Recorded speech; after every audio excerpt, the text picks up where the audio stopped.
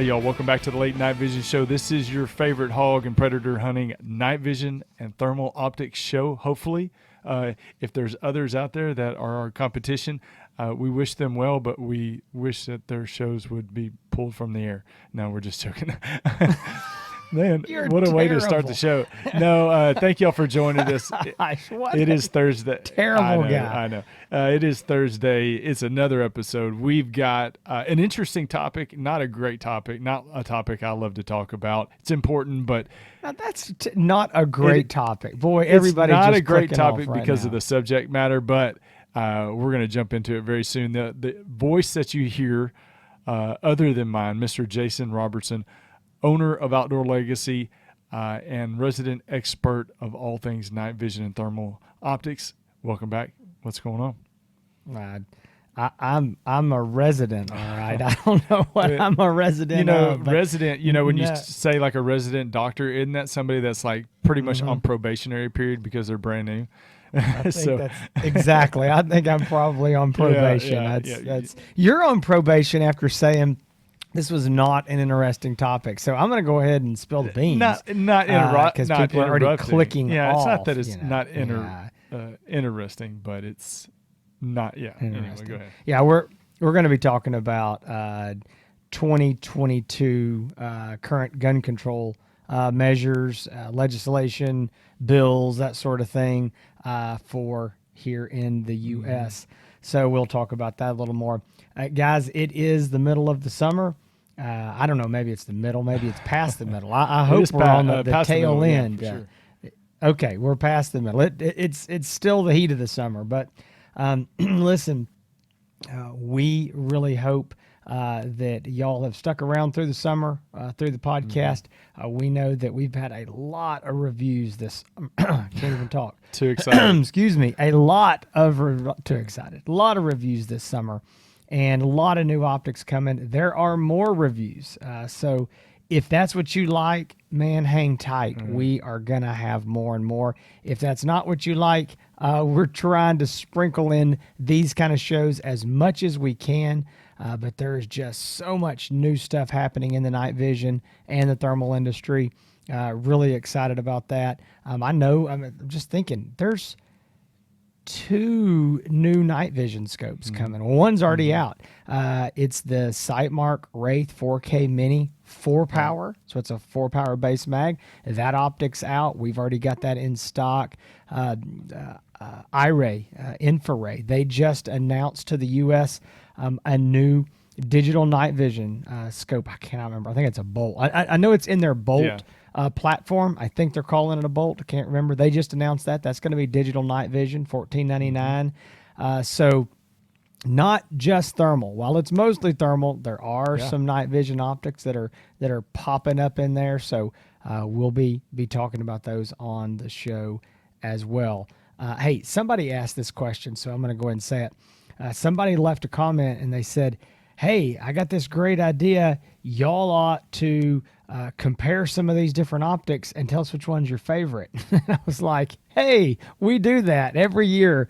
So it was a new listener. So guys, this fall, we have full intentions towards the end of the year, November, December, of doing what we do. We've done it for, I guess this will be our 4th year? Hans? Yeah, 4th year there. Yeah, I think gosh, our 4th year. And it gets tougher every single year. It does. Every single so year. We do what's called the Best Of series. And it gets harder and harder, more and more scopes, more and more options. We're going to probably break it down into more categories this year just because there's too many scopes to really pile in. But what we do is we choose basically our favorites. And a lot of times it's really tough. A lot of times we don't want to choose one because we might like 4 of them just as well. But we try to break it down, and I'll choose my favorite, and Hans will choose his. And then we basically give out some awards to the manufacturers based on that. And in the past, we've always done it broken down by price category. But now, you've got 640s that are creeping into 384 range. I mean, you got coyote hunting scopes competing against hog hunting scopes. we're going to be creating new categories, y'all. There's by the time this thing's said and done, we're going to be handing out 50 trophies, I'm sure. But at some point, it's so hard though. I mean, and we'll talk about it more when we kind of get into it. But Hans is right.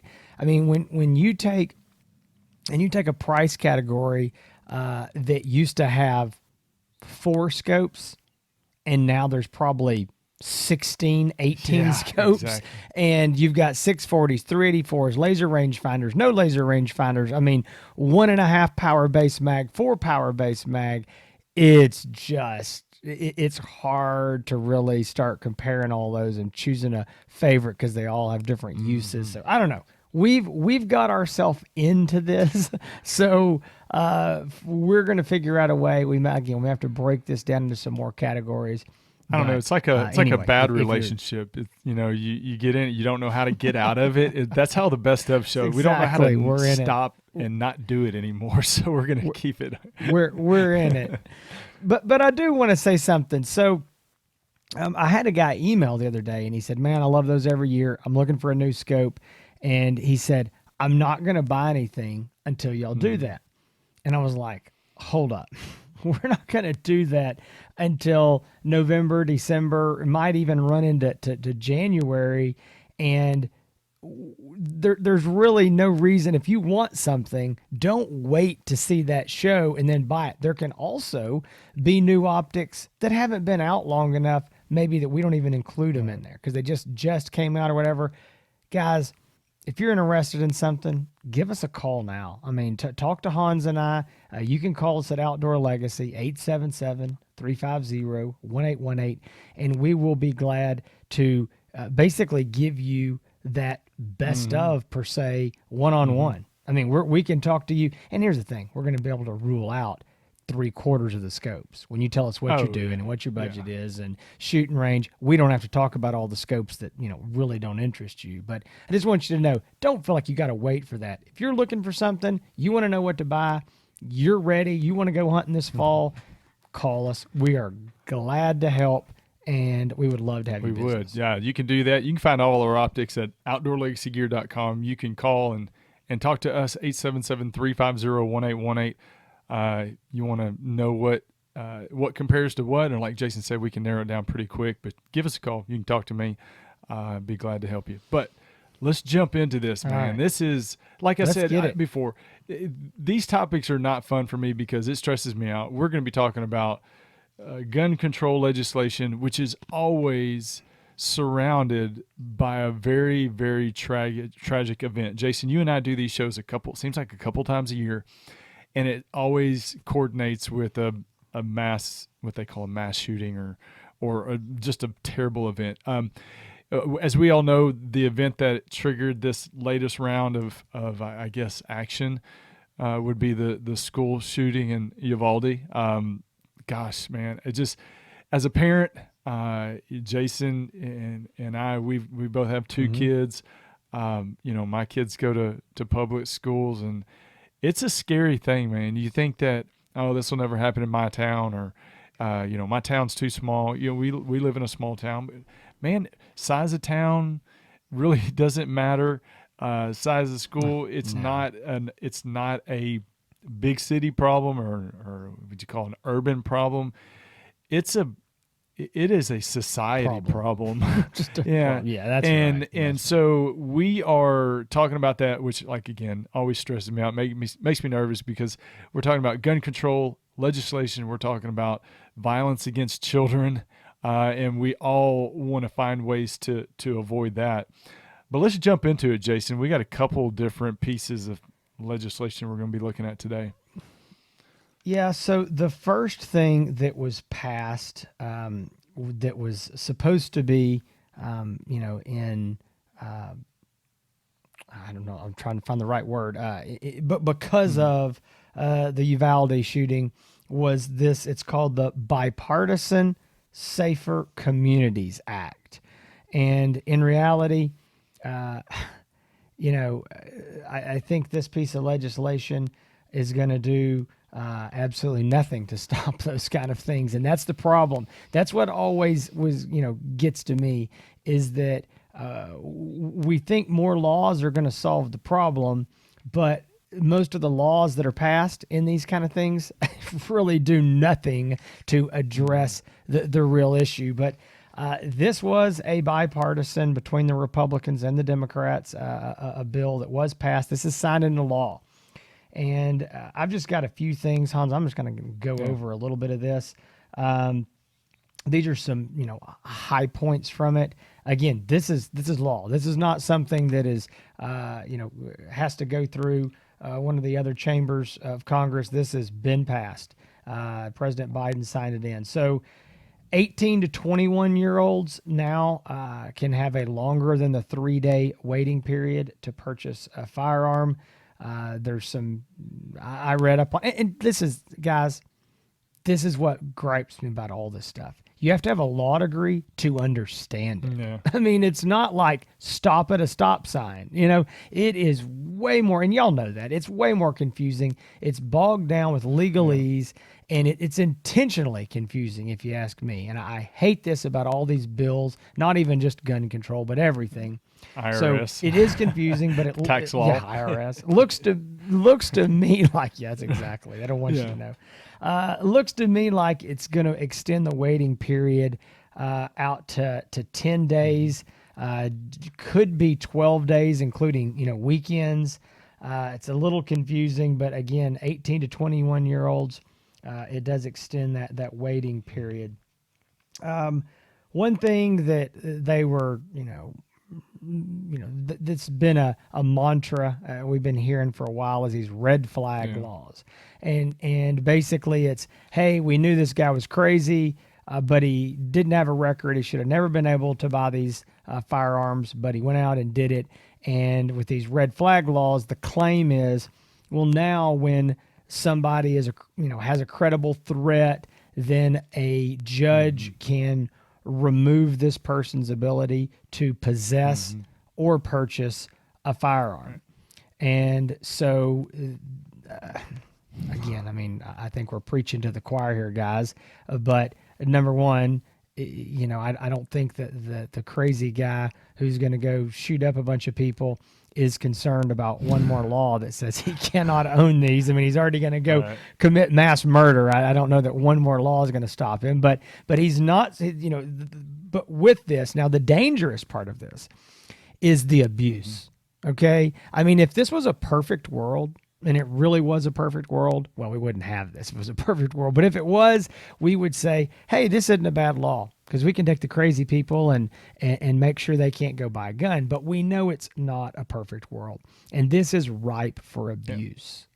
Yeah. And so the abuse is that, somebody can say that, whatever, the guy down the street or, Hans or somebody else says, hey, this guy's crazy and he said crazy things, and they go and petition the court so that person's firearms are taken away and they can't purchase. This person is a hunter and I don't like hunting, so I'm going to go report.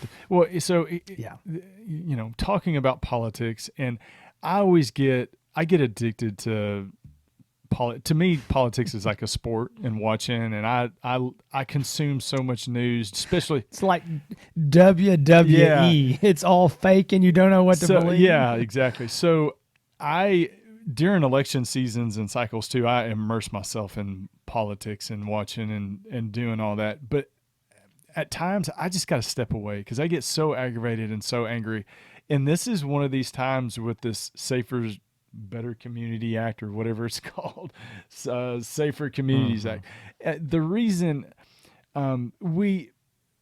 if both parties, and there's a problem, I'm not going to say that one party, there's a problem with both parties.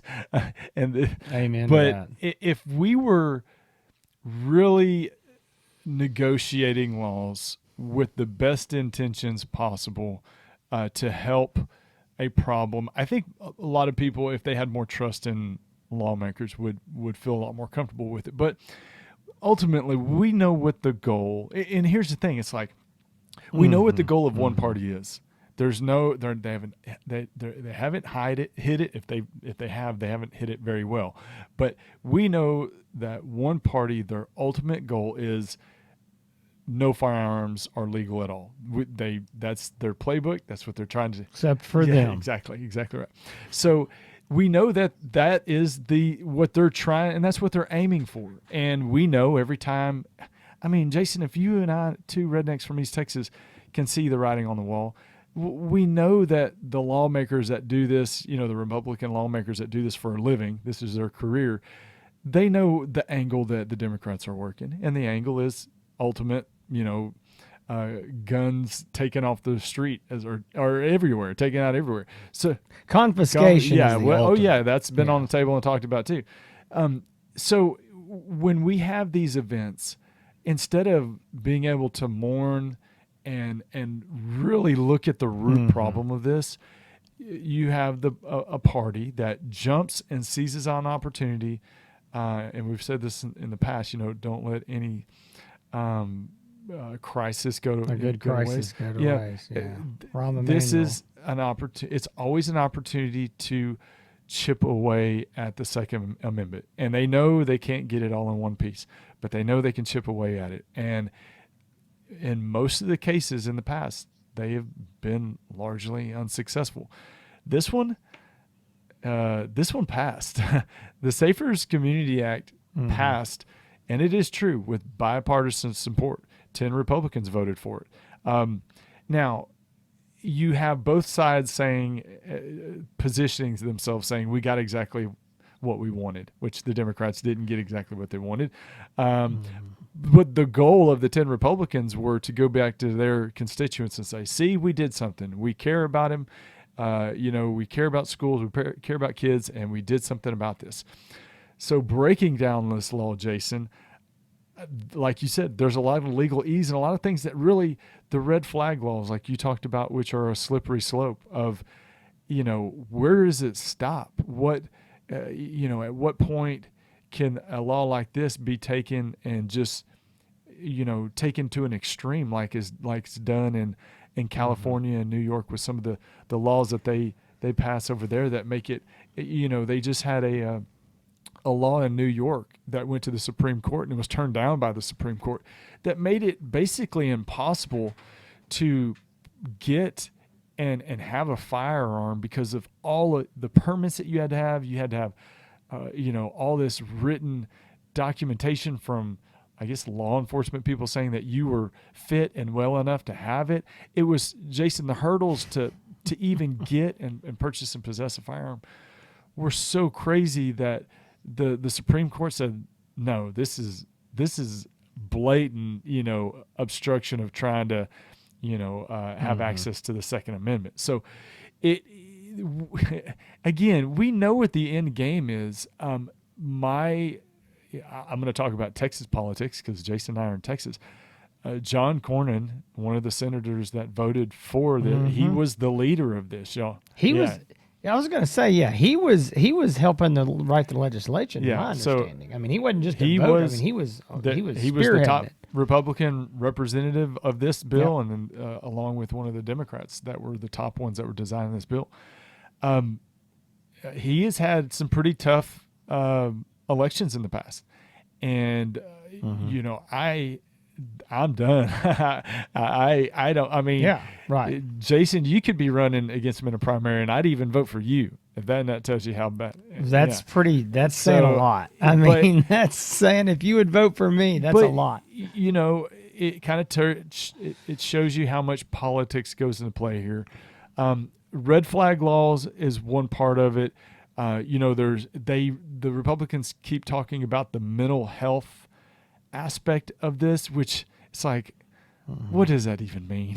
We're going to donate $2 billion to whatever, when it seems like all of these shooters popped up on so many different radars before this happened that and nobody did anything about it. So what's $2 billion thrown at some organization going to do? And speaking of the $2 billion, I mean, let's be honest. We know what that means. That just means that there's that money is going to be, if there's $2 billion spent, 1.99 of that will just be put in somebody's back pocket. There's going to be organizations started. That's what's way too much money. So speaking of that, $1 billion of that is supposed to go to these school safety grants. And I tried to read about it. One thing the bill says specifically is that money cannot be used by schools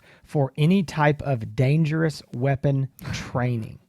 So what that means is if your school, which a lot of these Texas school districts around here are doing this, a lot of the local districts in my area are now arming teachers. So the state of Texas does allow that, and obviously there's some protocols there, some training and what have you. But again, this will specifically not allow schools to use that money to train teachers to carry, handle, or use any, quote, dangerous weapon. So, what's the best way to stop a bad guy with a gun? We all know. Class, a good guy with a gun. And yeah, but what are we going to do? We're going to be sure in this billions of dollars that we don't have that happen.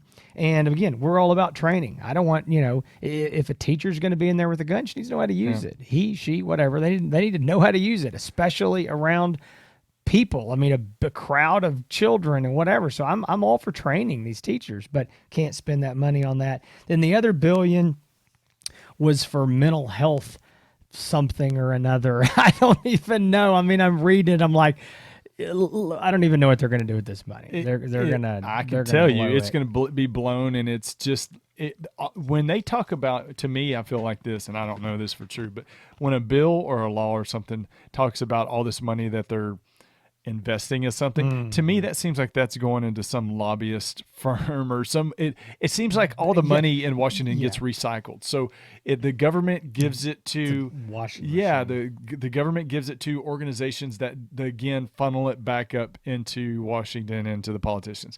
And I just there's a reason why the distrust level is so high.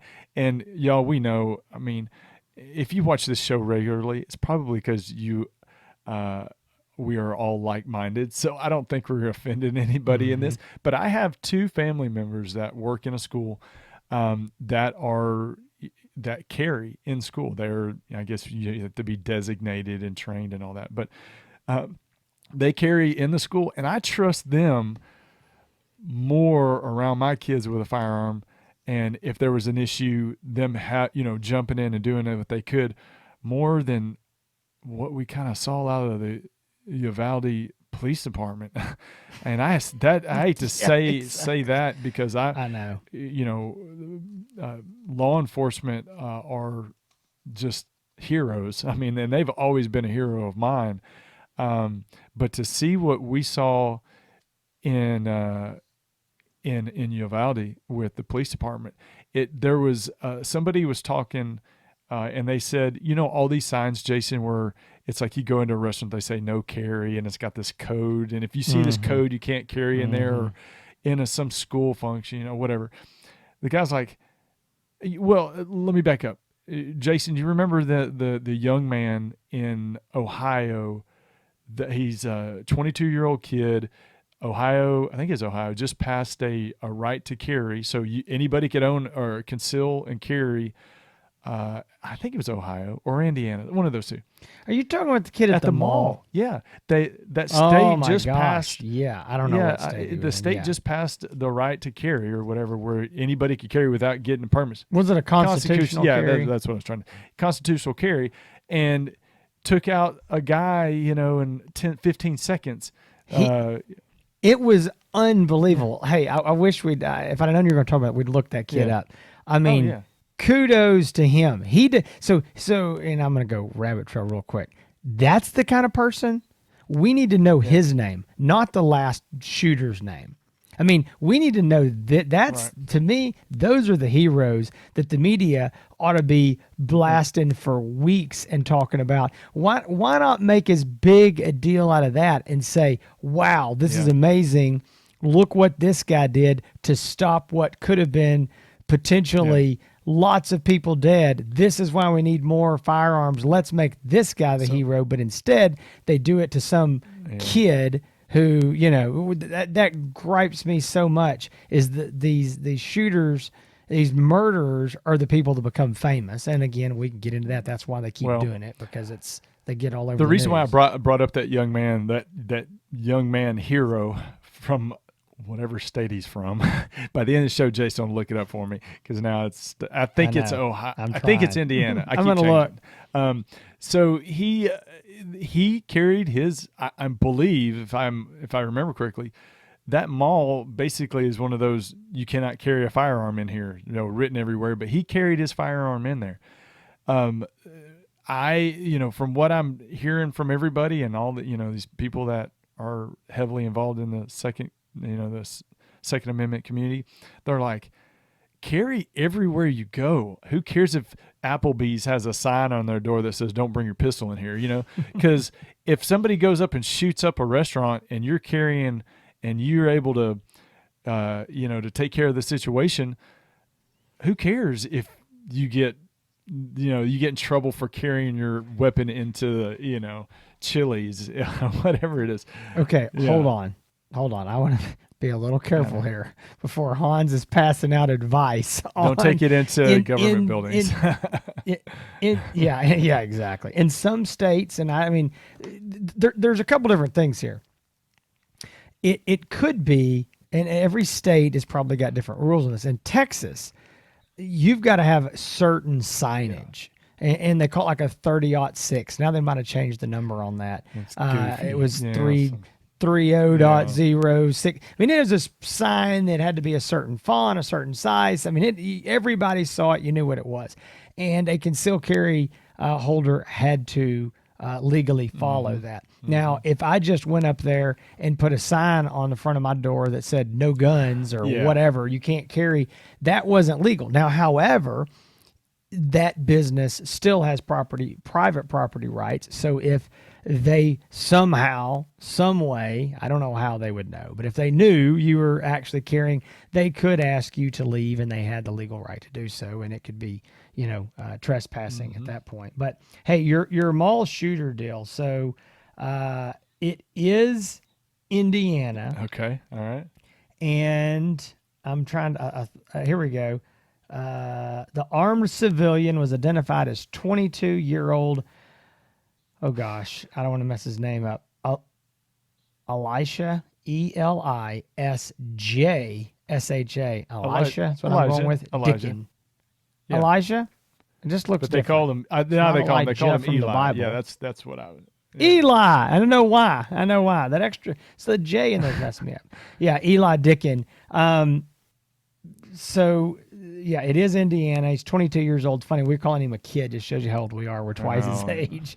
But seriously, kudos to that guy. I mean, that's a hero. He saved a bunch of people potentially. And so, and I'm going to tell you something else too.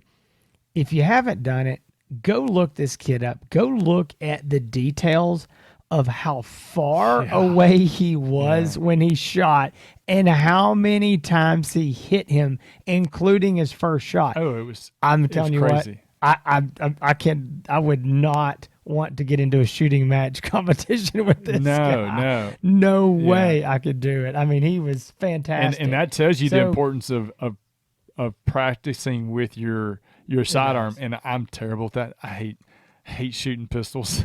I don't know why. It's not my thing either. I do it because I have to, but I love rifles, and I carry a pistol with me everywhere, but I hate shooting it. I mean, it's just like, if I'm going to shoot a pistol, I want to like go with the kids and go shoot a 22. Exactly. I mean, that's fun. You can plink, whatever, but getting out there and shooting a 9mm or a 380 or a 40. Well, I see all these guys that, hey, I want to go I see all on. these guys practicing, where they practicing pulling out their weapon or whatever. I know when I have to do it, I'm going to pull it out, drop it on the ground. It's just going to be like bad news. It's going to be bad news bears, try to play cop or something. It's going to be bad. Hey, I want to move on here because we're running out of time. But so because we hadn't even talked about a bigger issue that we'll get to.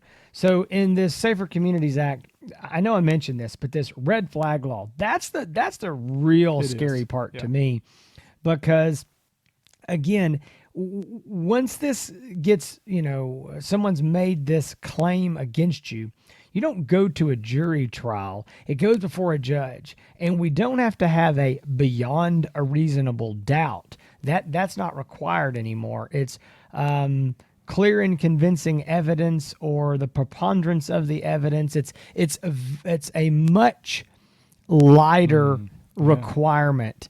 And so it really can be upon that judge. So, and they call this, one of these things they've put in here, they call it the boyfriend loophole.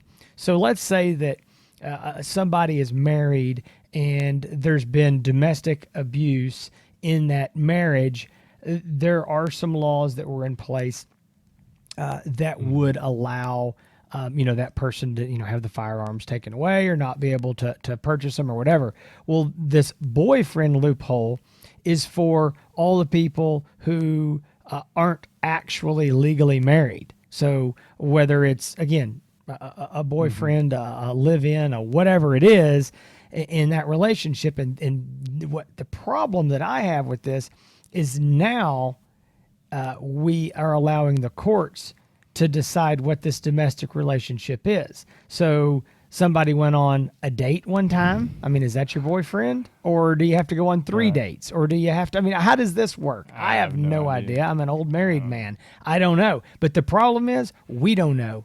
But the courts are going to be deciding. And we know, so that's scary. Yeah, we too. know that there are activist judges. I mean, there's no doubt about it. And here's the concern too is, well, the red flag laws are to go after individuals, but what's to say that can't be a blanket, after the world of the pandemic and of COVID and just the widespread regulations that were blanketed to entire communities. What's to say that a red flag law can't be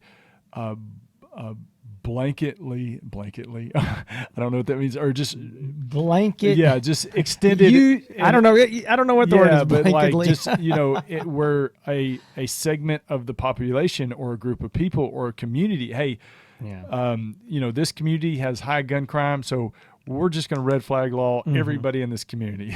So that's always been the problem, and the reason why Democrats seem like they've won it is because of the vagueness, the gray area, the flexibility of it, the ability to expand it.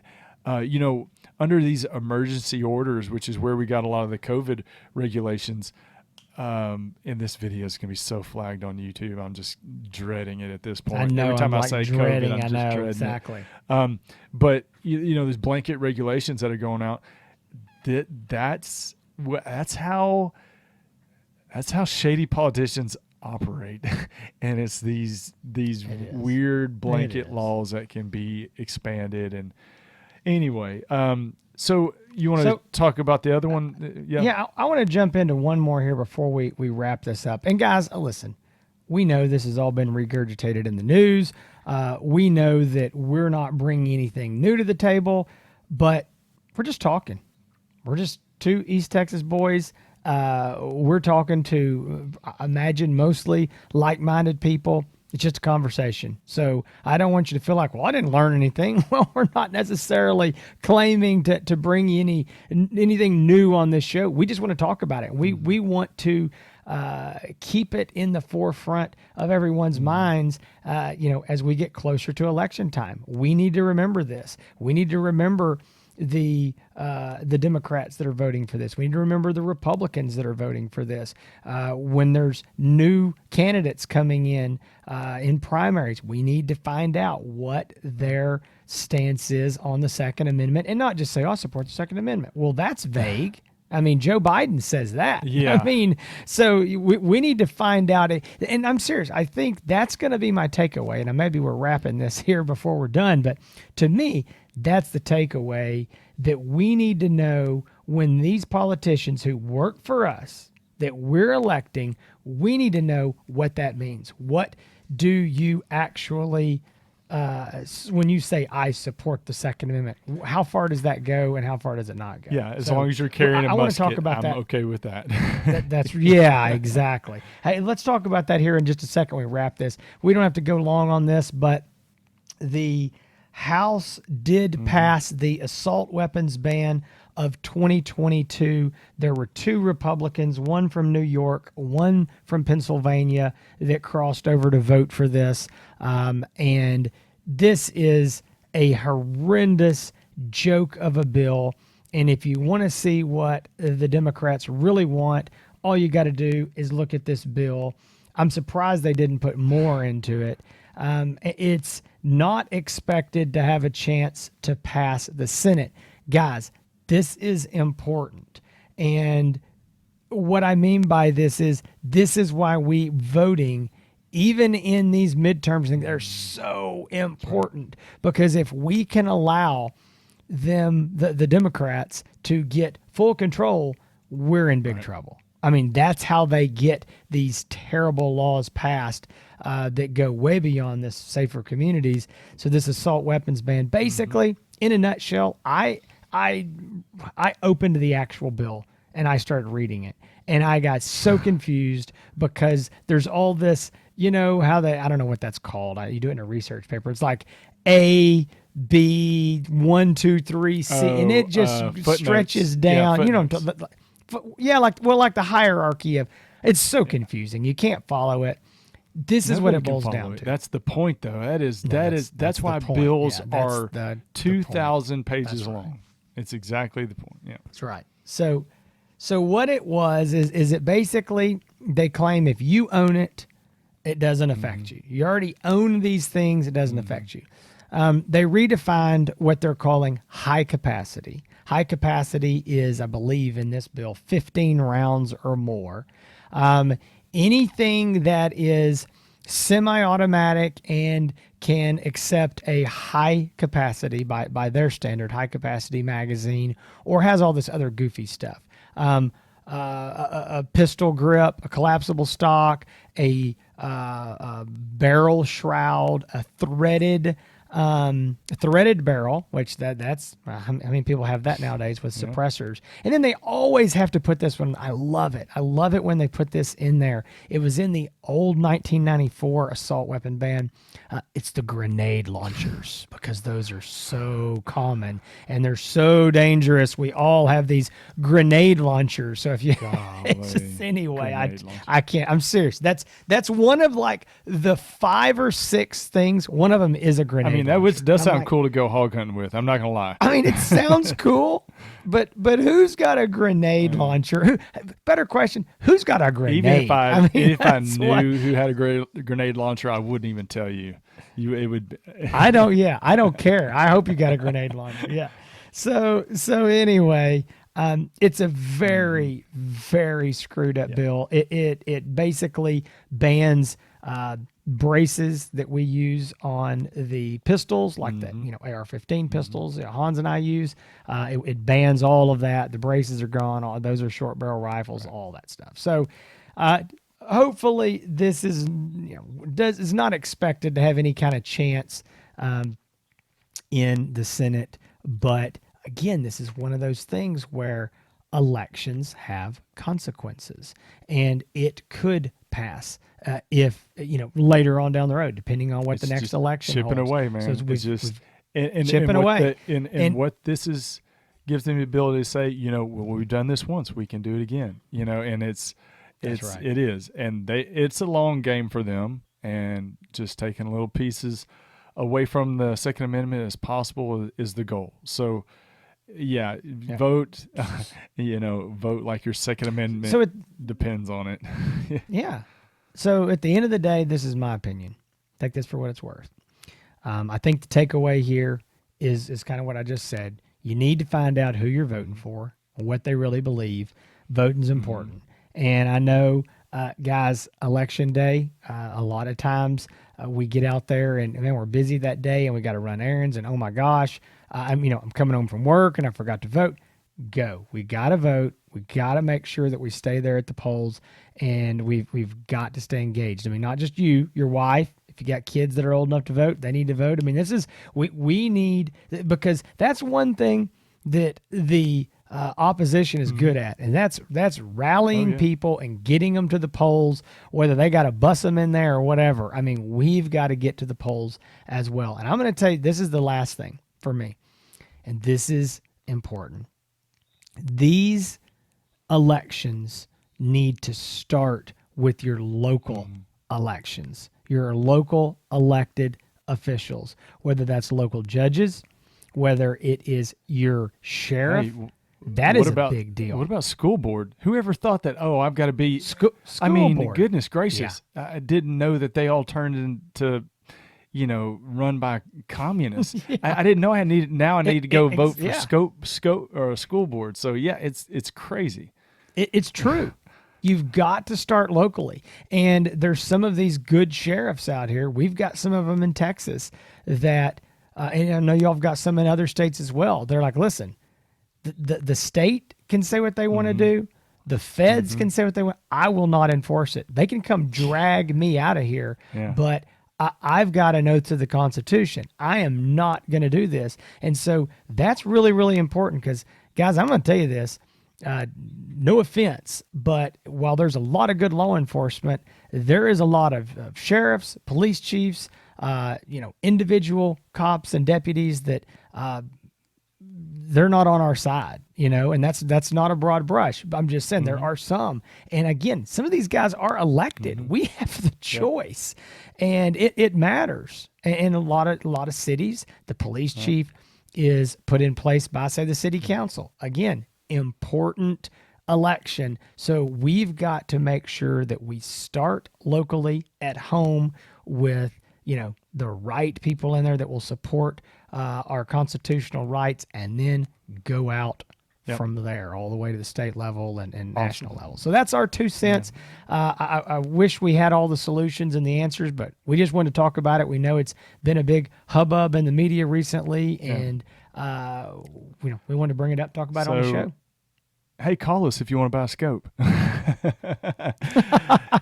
But it's August. We want you to buy a scope. Okay, so we'll get into the wrap up. Here we go. If y'all are looking for anything night vision or thermal related, optics, scopes, monoculars, whatever, go find it on the website, outdoorlegacygear.com.